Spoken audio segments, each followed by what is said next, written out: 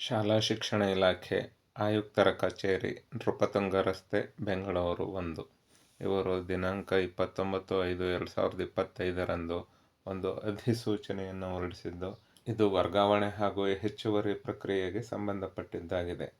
ವರ್ಗಾವಣೆಗೆ ಪ್ರಯತ್ನಿಸುತ್ತಿದ್ದವರು ಸಂಭ್ರಮಿಸಿದರೂ, ಹೆಚ್ಚುವರಿ ಪ್ರಕ್ರಿಯೆಯು ಹಲವಾರು ಶಿಕ್ಷಕರಲ್ಲಿ ಆತಂಕವನ್ನು ಉಂಟುಮಾಡಿದೆ.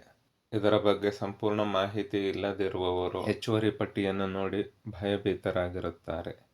ವರ್ಗಾವಣೆ ಹಾಗೂ ಹೆಚ್ಚುವರಿ ಪ್ರಕ್ರಿಯೆಗೆ ಸಂಬಂಧಿಸಿದಂತೆ ಸಂಕ್ಷಿಪ್ತ ಮಾಹಿತಿ ಹಾಗೂ ಹಲವಾರು ಅನುಮಾನಗಳ ಪರಿಹಾರಕ್ಕಾಗಿ ದಾಖಲೆಗಳ ಮೂಲಕ ಪರಿಹರಿಸುವ ಪ್ರಯತ್ನ. ಈ ಅಧಿಸೂಚನೆ ಹಾಗೂ ಸಂಪೂರ್ಣ ಪ್ರಕ್ರಿಯೆಗಳು ನಡೆಯುವುದು 2020ರಲ್ಲಿ ಜಾರಿಯಾದಂತಹ ಶಿಕ್ಷಕರ ವರ್ಗಾವಣೆ ಮಸೂದೆಯನ್ವಯ.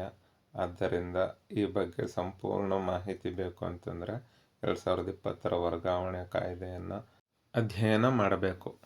ಅದರ ಜೊತೆಗೆ ಇಲ್ಲೇ ತಿಳಿಸಿರುವಂತೆ ಅಧಿನಿಯಮ, ನಿಯಮಗಳು ಮತ್ತು ಕಾಲಕಾಲಕ್ಕೆ ಇಲಾಖೆಯಿಂದ ಹೊರಡಿಸಿರುವ ಸುತ್ತೋಲೆಗಳನ್ನು ಎಲ್ಲ ಹಂತದ ವರ್ಗಾವಣಾ ಪ್ರಾಧಿಕಾರಿಗಳು ಕಡ್ಡಾಯವಾಗಿ ಓದಿಕೊಳ್ಳತಕ್ಕದ್ದು.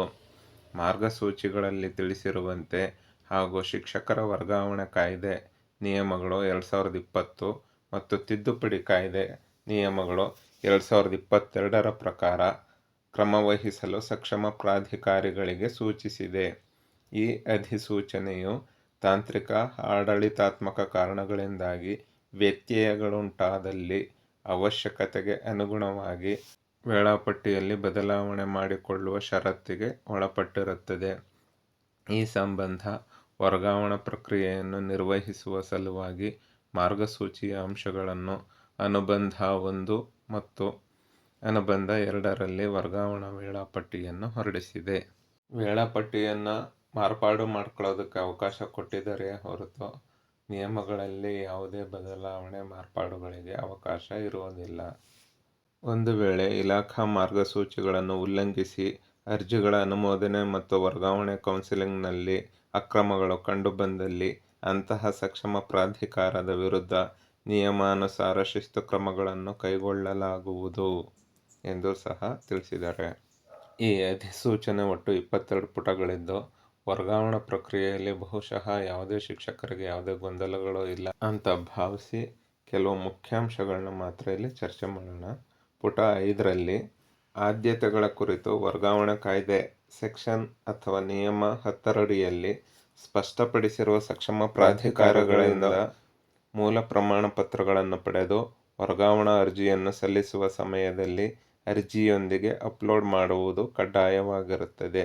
ಅದಕ್ಕೆ ಪೂರ್ವಭಾವಿಯಾಗಿ EEDSನಲ್ಲಿ ಆದ್ಯತೆಯನ್ನು ನಮೂದಿಸಿರಬೇಕಾಗಿರುತ್ತದೆ.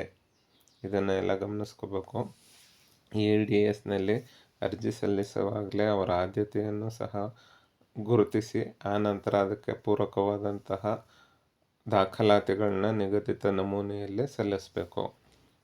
ಹೆಚ್ಚು ದಾಖಲಾತಿ ಇರುವ ಶಾಲೆಗಳು, KPS ಶಾಲೆಗಳು ಹಾಗೂ ಗಡಿ ಪ್ರದೇಶದ ಶಾಲೆಗಳಿಗೆ ಶಿಕ್ಷಕರನ್ನು ನೀಡಲು ಪ್ರೋತ್ಸಾಹಿಸುವ ಸಲುವಾಗಿ ಕಡಿಮೆ ದಾಖಲಾತಿ ಇರುವ ಶಾಲೆಗಳಲ್ಲಿನ ಖಾಲಿ ಹುದ್ದೆಗಳನ್ನು ಕೌನ್ಸಿಲಿಂಗ್ನಿಂದ ಹೊರತುಪಡಿಸಲಾಗುವುದು. ಇದು ಅತ್ಯಂತ ಮುಖ್ಯವಾದಂತಹ ಅಂಶ.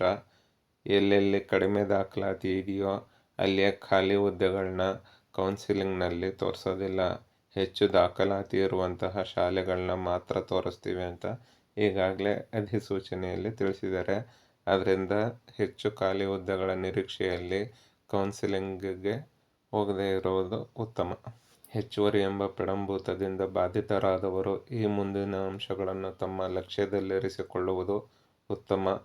ಈ ಬಗ್ಗೆ ಹೆಚ್ಚಿನ ಶಿಕ್ಷಕರು ಅರ್ಥ ಮಾಡಿಕೊಳ್ಳದೆ ಅವರಲ್ಲಿಯೇ ಗೊಂದಲವನ್ನು ಉಂಟು ಮಾಡಿಕೊಳ್ಳುತ್ತಿರುವುದನ್ನು ಗಮನಿಸಿರುವುದರಿಂದ ಈ ಬಗ್ಗೆ ಹೆಚ್ಚು ಲಕ್ಷ್ಯವಹಿಸಿ ಪೂರಕ ದಾಖಲಾತಿಗಳನ್ನು ಸಿದ್ಧಪಡಿಸಿಕೊಂಡು ನಿರಾಳರಾಗಬಹುದು. ಹೆಚ್ಚುವರಿ ಎಂದು ಗುರುತಿಸಿರುವ ಶಿಕ್ಷಕರು ಕಾರ್ಯನಿರ್ವಹಿಸುತ್ತಿರುವ ಶಾಲೆಯಲ್ಲಿ ಆ ಹುದ್ದೆ ಮತ್ತು ಆ ವಿಷಯದ ಎಲ್ಲ ಶಿಕ್ಷಕರಿಗೂ ವಿನಾಯಿತಿ ಕ್ಲೇಮ್ ಮಾಡಲು ಅವಕಾಶ ಕಲ್ಪಿಸಿದೆ. ಅಂತಹ ಶಿಕ್ಷಕರು ವಿನಾಯಿತಿಗೆ ಅರ್ಹರಿದ್ದಲ್ಲಿ ನಿಯಮಾನುಸಾರ ವಿನಾಯಿತಿ ಕ್ಲೇಮ್ ಮಾಡಲು ತಂತ್ರಾಂಶದಲ್ಲಿ ದಾಖಲೆಯನ್ನು ಅಪ್ಲೋಡ್ ಮಾಡಲು ಅವಕಾಶ ಕಲ್ಪಿಸಿದೆ. ಒಮ್ಮೆ ತಾತ್ಕಾಲಿಕ ಪಟ್ಟಿ ಬಿಡುಗಡೆಯಾದ ಕೊನೆಯ ದಿನಾಂಕದ ನಂತರ ಯಾವುದೇ ಶಿಕ್ಷಕರ ಹೆಸರು ಪಟ್ಟಿಯಲ್ಲಿ ಬಂದಲ್ಲಿ ಅಂತಹವರು ವಿನಾಯಿತಿ ಕೋರಲು ಅವಕಾಶವಿರುವುದಿಲ್ಲ. ಆದ್ದರಿಂದ ಪ್ರಾರಂಭದಲ್ಲಿಯೇ ಸೂಕ್ತ ದಾಖಲೆಗಳನ್ನು ಸಿದ್ಧಪಡಿಸಿಟ್ಟುಕೊಂಡು ವಿನಾಯಿತಿ ಕ್ಲೇಮ್ ಮಾಡಲು ಕ್ರಮವಹಿಸತಕ್ಕದ್ದು. ಹೀಗಂತ 29/5/2025 ತಿಳಿಸಿದ್ದಾರೆ. ಈಗ ಹೆಚ್ಚುವರಿ ಪಟ್ಟಿ ವಿನಾಯಿತಿಗೆ ಅರ್ಹರಿರುವವರನ್ನೆಲ್ಲ ಸೇರಿಸಿ ಪ್ರಕಟಿಸಿರುವಾಗ ಇನ್ನು ಗೊಂದಲ, ಇಷ್ಟು ಜನ ಯಾಕೆ ಹೆಚ್ಚುವರಿ ಮಾಡಿದ್ದಾರೆ, ಈ ಪಟ್ಟಿಯೇ ಅವೈಜ್ಞಾನಿಕ ಎಂದು ಕೆಲವರು ಮೂಗು ಮುರಿತಾ ಇದ್ದಾರೆ. ಆದರೆ ಆ ಪಟ್ಟಿಯಲ್ಲಿರುವುದು ವಿನಾಯಿತಿಗೆ ಅರ್ಹರಿರುವಂತಹ ಆ ಶಾಲೆಯ ಹೆಚ್ಚುವರಿ ಕೇಡರ್ನ ಶಿಕ್ಷಕರು. ಒಂದು ಉದಾಹರಣೆಯ ಮೂಲಕ ವಿವರಿಸೋದಾದರೆ, ಈ ಶಾಲೆಯಲ್ಲಿ PST ಸಾಮಾನ್ಯ ಕನ್ನಡದ ಒಂದು ಹೆಚ್ಚುವರಿ ಹುದ್ದೆ ಇದೆ. ಈ ಶಾಲೆಯಲ್ಲಿ ಅದೇ ಹುದ್ದೆಯಲ್ಲಿ 4 ಜನ ಕಾರ್ಯನಿರ್ವಹಿಸ್ತಾ ಇದ್ದಾರೆ. ಆದ್ದರಿಂದ ಆ ಶಾಲೆಯಲ್ಲಿ PST ಸಾಮಾನ್ಯ ಕನ್ನಡ ಕೇಡರ್ನ 4 ಶಿಕ್ಷಕರ ಹೆಸರುಗಳನ್ನು ಇಲ್ಲಿ ಪಟ್ಟಿಯಲ್ಲಿ ಸೇರಿಸಿದ್ದಾರೆ. 4 ಶಿಕ್ಷಕರು ವಿನಾಯಿತಿ ಕ್ಲೇಮ್ ಮಾಡೋದಕ್ಕೆ ಅರ್ಹರೇ ಹೊರತು 4 ಹುದ್ದೆಗಳು ಹೆಚ್ಚುವರಿ ಹುದ್ದೆಗಳಲ್ಲ ಎಂಬುದನ್ನು ಇಲ್ಲಿ ನಾವು ಗಮನಿಸಬೇಕಾಗತ್ತೆ. ಅನಂತರ ಇಲ್ಲಿ ಇವರ ಡೇಟ್ ಆಫ್ ಬರ್ತ್ 30 ನವೆಂಬರ್ 1968. ಈಗ ಇವರಿಗೆ 57 ವರ್ಷ ಆಗಿರೋದ್ರಿಂದ ಇವರು ವಿನಾಯಿತಿಗೆ ಅರ್ಹರು. ಇವರು ವಿನಾಯಿತಿಗೆ ಕ್ಲೇಮ್ ಮಾಡಿದರೆ ಅವರ ನಂತರ 19/11/1999 ಆ ಶಾಲೆಗೆ ವರ್ಗಾವಣೆಗೊಂಡಿರುವಂತಹ ಶಿಕ್ಷಕರು ಹೆಚ್ಚುವರಿಗೆ ಪರಿಗಣಿಸಲ್ಪಡ್ತಾರೆ. ಅವರು ಯಾವುದಾದರೂ ಗ್ರೌಂಡ್ಸ್ನಲ್ಲಿ ವಿನಾಯಿತಿಯನ್ನು ಕ್ಲೇಮ್ ಮಾಡಿದರೆ ಅವರ ನಂತರದವರನ್ನು ಹೆಚ್ಚುವರಿಗೆ ಪರಿಗಣಿಸ್ತಾರೆ. ಹೀಗೆ ವಿನಾಯಿತಿ ಕ್ಲೇಮ್ ಮಾಡೋದಕ್ಕೆ ಅವಕಾಶ ಮಾಡಿಕೊಟ್ಟಿದ್ದಾರೆ. ಅಕಸ್ಮಾತ್ ಈ ಕೇಡರ್ನ ಎಲ್ಲ ಶಿಕ್ಷಕರು ವಿನಾಯಿತಿಗೆ ಒಳಪಡ್ತಾರೆ ಅಂತನ್ನೋದಾದರೆ ಮತ್ತೆ ಸೀನಿಯರನ್ನೇ ಅವರು ಹೆಚ್ಚುವರಿಯಾಗಿ ಪರಿಗಣಿಸೋದಾಗಿ ತಿಳಿಸಿದ್ದಾರೆ. ಹೆಚ್ಚುವರಿಯಾದಂತಹ ಶಿಕ್ಷಕರು ಗಾಬರಿಗೊಳ್ಳುವಂತಹ ಅವಶ್ಯಕತೆ ಏನೂ ಇರುವುದಿಲ್ಲ. ಅಕಸ್ಮಾತ್ ಹೆಚ್ಚುವರಿಯಾಗಿ ಅವರು ಸ್ಥಳ ನಿಯುಕ್ತಿಗೊಂಡಲ್ಲಿ ಹೆಚ್ಚುವರಿಯಾದಂತಹ ಶಿಕ್ಷಕರು ಇದೇ ವರ್ಷ ಕೋರಿಕೆ ವರ್ಗಾವಣೆ ಪಡೆಯಲು ಇಚ್ಛಿಸಿದಲ್ಲಿ ಅಂತಹವರು ವಿನಾಯಿತಿಗೆ ಸಲ್ಲಿಸಿದ ದಾಖಲೆಯನ್ನೇ ಕೋರಿಕೆ ವರ್ಗಾವಣೆಗೆ ಆದ್ಯತೆಗೆ ಪರಿಗಣಿಸಲಾಗುವುದು ಎಂದು ತಿಳಿಸಿದ್ದಾರೆ. ಆದ್ದರಿಂದ ಹೆಚ್ಚುವರಿಯಾಗಿ ಬೇರೆ ಶಾಲೆಗೆ ಹೋದರೂ ಸಹ ಅವರು ಕೋರಿಕೆ ವರ್ಗಾವಣೆಯಲ್ಲೇ ಭಾಗವಹಿಸಬಹುದಾಗಿರುತ್ತೆ. ಇನ್ನು ಮುಂದಿನ ಅಂಶ ಅತ್ಯಂತ ಮುಖ್ಯವಾದದ್ದು ಹಾಗೂ ಈ ಬಗ್ಗೆ ಹಲವಾರು ಶಿಕ್ಷಕರಿಗೆ ಗೊಂದಲಗಳಿದೆ. ಅದನ್ನು ಪರಿಹರಿಸುವ ನಿಟ್ಟಿನಲ್ಲಿ ಒಂದು ಪ್ರಯತ್ನ. ಗಮನವಿಟ್ಟು ಇದನ್ನು ಅರ್ಥೈಸಿಕೊಂಡು ಮುಂದುವರಿಯಿರಿ. ಯಾವುದಾದರೂ ಶಾಲೆಯಲ್ಲಿ ಯಾವುದೇ ವೃಂದದ ಒಂದೇ ಹುದ್ದೆ ಇದ್ದು ಅಥವಾ ಸದರಿ ಹುದ್ದೆಯಲ್ಲಿ ಕರ್ತವ್ಯ ನಿರ್ವಹಿಸುತ್ತಿರುವ ಶಿಕ್ಷಕರು ಹುದ್ದೆ ಸಹಿತ ಹೆಚ್ಚುವರಿಯಾಗಿದ್ದಲ್ಲಿ ಅಥವಾ ಹುದ್ದೆ ರದ್ದಾದ ಕಾರಣ ಸದರಿ ಶಿಕ್ಷಕರು ಕರ್ನಾಟಕ ರಾಜ್ಯ ಸಿವಿಲ್ ಸೇವೆಗಳ ಶಿಕ್ಷಕರ ವರ್ಗಾವಣೆ ನಿಯಂತ್ರಣ ಅಧಿನಿಯಮ 2020 ನಿಯಮ 10ರಲ್ಲಿನ ವಿನಾಯಿತಿಗಳನ್ನು ಕೋರಲು ಅವಕಾಶವಿರುವುದಿಲ್ಲ. ಒಂದು ವೇಳೆ ವಿನಾಯಿತಿ ಕೋರಿದ್ದಲ್ಲಿ ಸಕ್ಷಮ ಪ್ರಾಧಿಕಾರಿಗಳು ವಿನಾಯಿತಿಯನ್ನು ತಿರಸ್ಕರಿಸುವ ಹಕ್ಕು ಹೊಂದಿರುತ್ತಾರೆ. ಪ್ರಯುಕ್ತ ಅಂತಹವರನ್ನು ವಿನಾಯಿತಿ ನೀಡದೆ ಹೆಚ್ಚುವರಿ ಸಮರ್ಪಕ ಮರುಹೊಂದಾಣಿಕೆ ವರ್ಗಾವಣೆಗೆ ಪರಿಗಣಿಸತಕ್ಕದ್ದು. ಉದಾಹರಣೆಗೆ, ಶೂನ್ಯ ದಾಖಲಾತಿ ಇರುವ ಶಾಲೆಯಲ್ಲಿ ಕರ್ತವ್ಯ ನಿರತ ಶಿಕ್ಷಕರು, ಹೆಚ್ಚುವರಿ ಎಂದು ಗುರುತಿಸುವ ವಿಷಯ ಶಿಕ್ಷಕರು, ಮುಖ್ಯ ಶಿಕ್ಷಕರು, ಹಿರಿಯ ಮುಖ್ಯ ಶಿಕ್ಷಕರು, ದೈಹಿಕ ಶಿಕ್ಷಕರು, ಪ್ರಾಥಮಿಕ ಮತ್ತು ಪ್ರೌಢ ವಿಶೇಷ ಶಿಕ್ಷಕರು ಅಥವಾ ಆ ಶಾಲೆಗೆ ಹುದ್ದೆ ಮಂಜೂರಾತಿಯಾಗಿಲ್ಲದೆ ಕರ್ತವ್ಯ ನಿರ್ವಹಿಸುತ್ತಿರುವ ಶಿಕ್ಷಕರು ಇತ್ಯಾದಿ. ಹುದ್ದೆ ಸಹಿತ ಹೆಚ್ಚುವರಿ ಹಲವಾರು ನಿವೃತ್ತಿ ಅಂಚಿನಲ್ಲಿರುವಂತಹ ಮುಖ್ಯ ಶಿಕ್ಷಕರು ಹಾಗೂ ಹಿರಿಯ ಮುಖ್ಯ ಶಿಕ್ಷಕರನ್ನು ಬಾಧಿಸುವುದು ಖಂಡಿತ. ಈಗಾಗಲೇ ವಿನಾಯಿತಿಗೆ ಅರ್ಹರಿರುವಂತಹ ಶಿಕ್ಷಕರೆಲ್ಲರಿಗೂ EEDSನಲ್ಲಿ ವಿನಾಯಿತಿ ಕ್ಲೇಮ್ ಮಾಡೋದಕ್ಕೆ ಅವಕಾಶವನ್ನು ಮಾಡಿಕೊಟ್ಟಿದ್ದಾರೆ. ನೀವು ಸಹ ನಿಮ್ಮ EEDSನಲ್ಲಿ ಲಾಗಿನ್ ಆಗಿ ಕ್ಲೇಮ್ ಮಾಡಬಹುದಾಗಿದೆ. ಯಾರ್ಯಾರು ಈ ವಿನಾಯಿತಿಯನ್ನು ಕ್ಲೇಮ್ ಮಾಡಬಹುದು ಅಂತ ನೋಡೋಣ ಬನ್ನಿ. ಮೊದಲನೇದು, ತಾಲೂಕಿನೊಳಗೆ ಚಿಕಿತ್ಸೆ ಸಿಗದಿರುವ ಮಾರಕ ಕಾಯಿಲೆ ಅಥವಾ ಗಂಭೀರ ಕಾಯಿಲೆಯಿಂದ ಬಳಲುತ್ತಿರುವ ಶಿಕ್ಷಕ ಅಥವಾ ಶಿಕ್ಷಕಿ ಅಥವಾ ಅವರ ಪತಿ ಅಥವಾ ಪತ್ನಿ ಅಥವಾ ಮಕ್ಕಳು. ಇವರು ಜಿಲ್ಲಾ ವೈದ್ಯಕೀಯ ಮಂಡಳಿಯಿಂದ ಪ್ರಮಾಣ ಪತ್ರವನ್ನು ಸಲ್ಲಿಸಬೇಕು.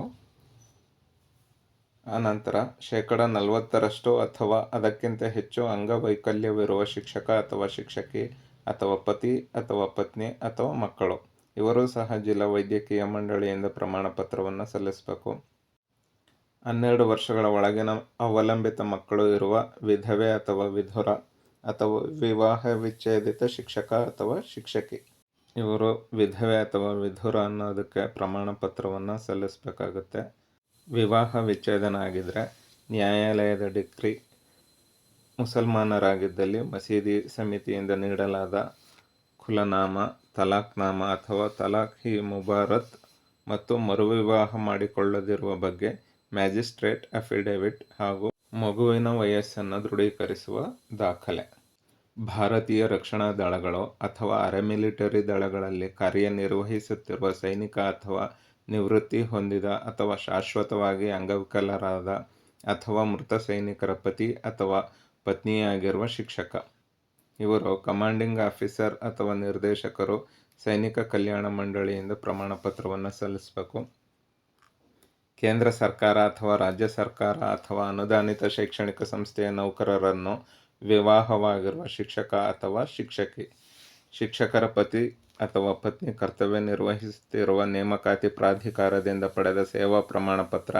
ಗ್ರೂಪ್ ಬಿ, ಮುಖ್ಯ ಶಿಕ್ಷಕರು ಅಥವಾ ತತ್ಸಮಾನ ವೃಂದದ ಅಧಿಕಾರಿಗಳಿಗೆ ಸೀಮಿತವಾಗಿ ಆಯಾ ಜಿಲ್ಲಾ ಉಪನಿರ್ದೇಶಕರು, ಆಡಳಿತ ಇವರಿಂದ ಸೇವಾ ಪ್ರಮಾಣ ಪತ್ರವನ್ನು ಪಡೆದು ಸಲ್ಲಿಸಬೇಕು.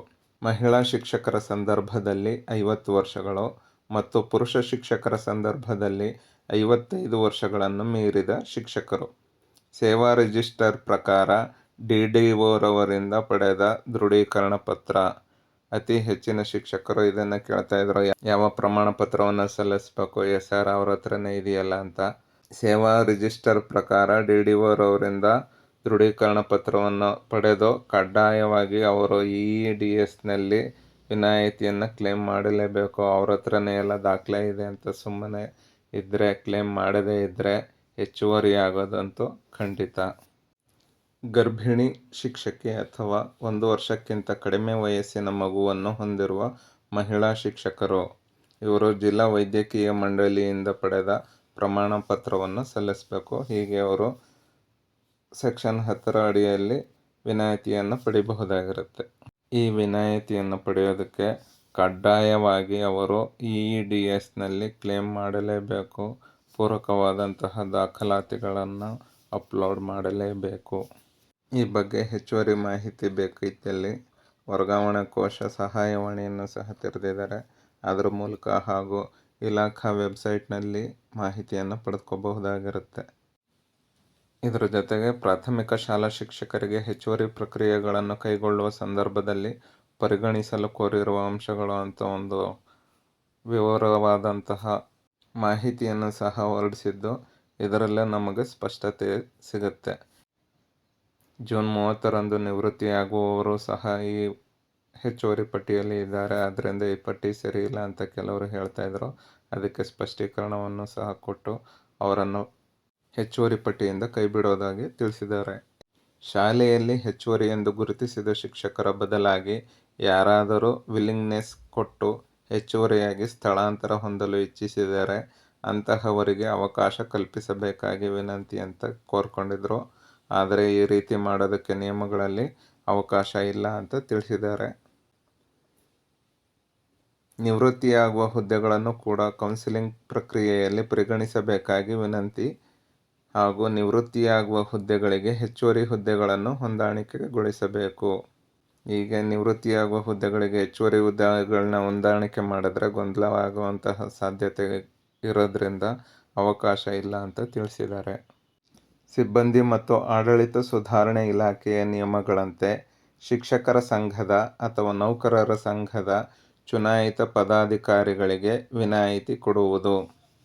ಕರ್ನಾಟಕ ರಾಜ್ಯ ಸಿವಿಲ್ ಸೇವೆಗಳ ಶಿಕ್ಷಕರ ವರ್ಗಾವಣೆ ನಿಯಂತ್ರಣ ಕಾಯ್ದೆ ಮತ್ತು ನಿಯಮಗಳ 2020ರ ಪ್ರಕಾರ ಅವಕಾಶವಿರುವುದಿಲ್ಲ ಅಂತ ತಿಳಿಸಿದ್ದಾರೆ. ಹೀಗಾಗಿ ಯಾವುದೇ ಪದಾಧಿಕಾರಿಗಳಿಗೂ ಸಹ ವಿನಾಯಿತಿ ಇರುವುದಿಲ್ಲ.